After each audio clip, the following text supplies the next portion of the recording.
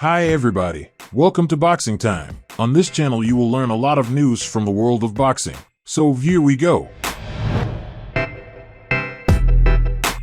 Lightweight prospect Keyshawn Davis is getting his wish, facing Jose Pedraza in a 10-round clash on December 9th on the undercard of WBO featherweight champion Robeisy Ramirez vs. Rafael Espinoza.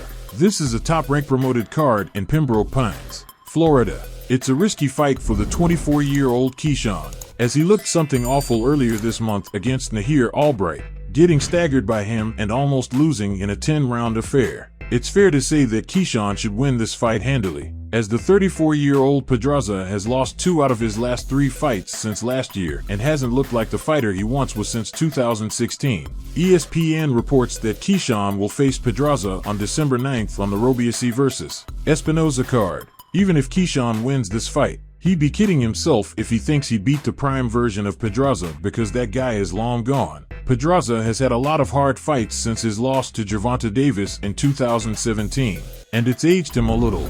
Pedraza made a mistake with his career by moving up to 140 shortly after his loss to Vasily Lomachenko at 135 in 2018. Sniper Pedraza must have thought that moving up to light welterweight would be the answer to his problems. But that just made things worse for him, because since his move up in weight, he's lost 3 times to these fighters: Jose Zepeda, Jose Ramirez, and Arnold Barboza Jr. Pedraza should have moved back down in weight to 135 after his loss to Zepeda in 2019.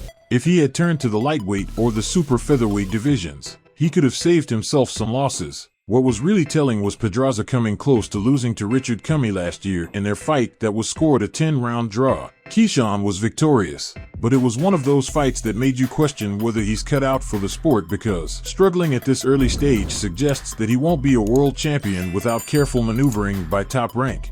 All the flaws in Keyshawn's game that were exposed by Cuban Andy Cruz in the 2020 Olympics were still present, and Albright took advantage of them. If Albright had been more aggressive early on, he would have beaten Keyshawn.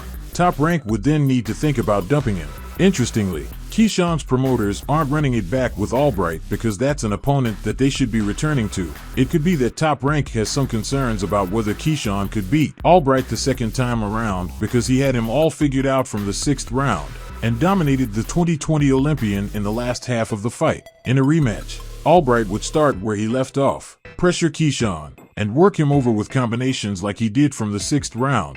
If Keyshawn fails to impress against Pedraza, it might be time for Top Rank to cut him adrift and focus on building Shakur Stevenson, because they're both in the same weight class. Keyshawn will never beat Shakur, and he'll never get a chance to face Deontay Davis.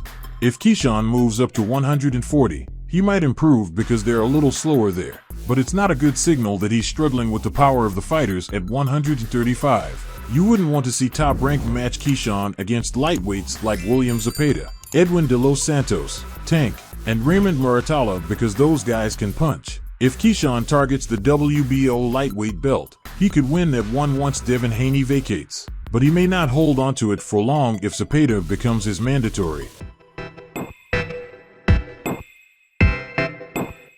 Subscribe. Please like and comment. This is very important for the development of the channel. See you later.